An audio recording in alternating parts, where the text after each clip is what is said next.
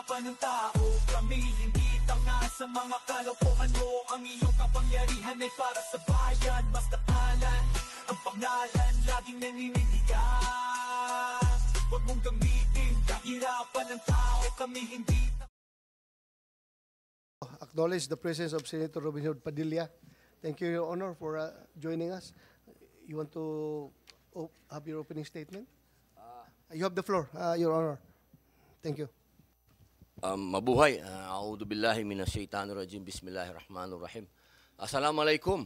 Ako po ay una po sa lahat, ako po ay humihingi ng paumanhin sapagkat mahal na kaibigan at idolo, ako'y late.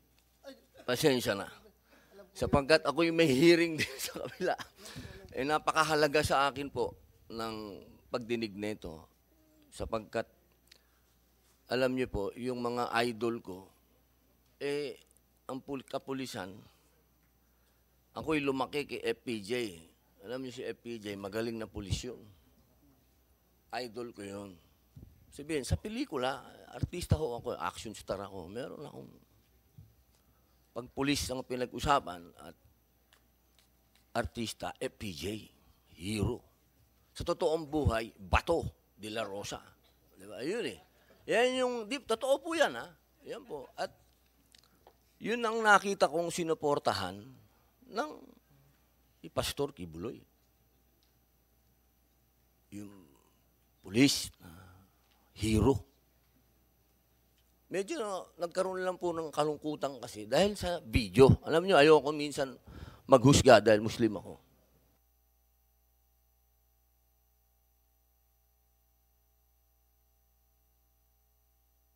Iduduktong ko, boss.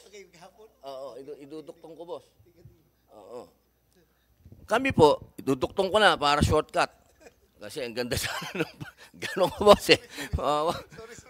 Paano namin ngayon makukumbinse yung mga kabataan na pumasok sa ROTC? Kasi alam nyo naman, ang itsura ng mga pulis natin na nakikita sa Davao, itsura ng sundalo. Tingnan nyo naman, hindi na itsura ng pulis yun eh. Naka-combat gear, iba na eh. Gusto natin, sana ang mga kabataan po natin ay makapasok sa sinusulong din namin na mandatory ROTC. Image yan eh. Alam nyo, dito sa Pilipinas, napaka-importante ng propaganda. Pagka hindi maganda propaganda mo, sasablay ka. Kasi yung public opinion. Sana tulong-tulong po tayo. Dito, meron po tayong mga katutubo. Ang nangyari po doon sa Davao, may katutubong na disgrasya.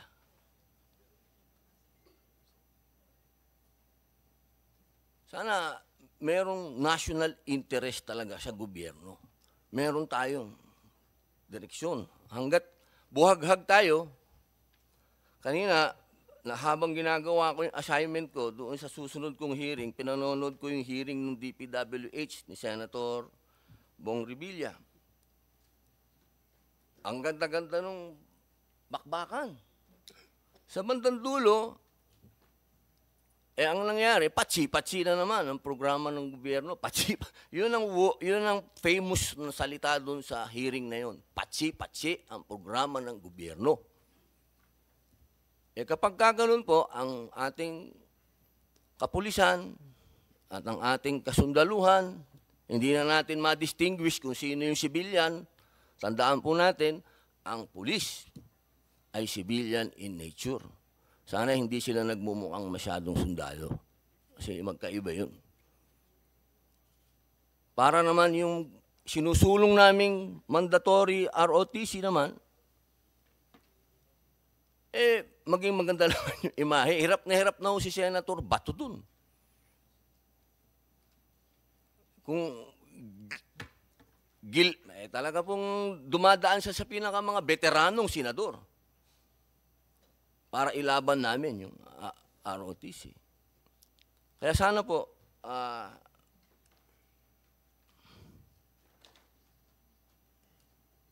magkaroon po tayo ng direksyon. Yun lang po ang pakiusap ko kasi yung mga kasama ng senador, paulit-ulit na raw si Joel, muntik nang hinimatay yata doon si Senator Joel sa init ng kanyang damdamin dahil sa wala naman siyang nakikitang parang direksyon.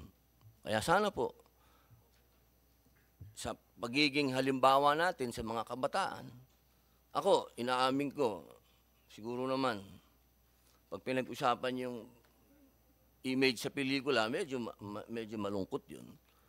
Pero yung pagbangon, yung ilang beses nakabangon, habang hinahagupit ng kapalaran, magandang halimbawa din po sana. Ganun din po tayo. Sa lahat. Ngayon po sana sa lahat pilitin natin, inshallah. Yun lamang po, hiningan mo ako ng opening statement. Makikinig lang sana ako, boss. Pero, opo, maraming salamat po. Maraming salamat, Your Honor, Senator Robin Hood Padilla. Huwag mong gamitin kahirapan ng tao. Kami hindi tanga sa mga kalokohan mo. Ang iyong kapangyarihan ay para sa bayan. Basta alan, ang pangalan, laging naninindigan. Huwag mong gamitin kahirapan ng tao. Kami hindi tanga sa mga kalokohan mo. Ang iyong kapangyarihan ay para sa bayan. Masteralan ang pangalan, laging naninindigan. Huwag mong gamitin kahirapan ng tao. Kami hindi tanga sa mga kalokohan mo. Ang iyong kapangyarihan ay para sa bayan. Masteralan ang pangalan, laging naninindigan.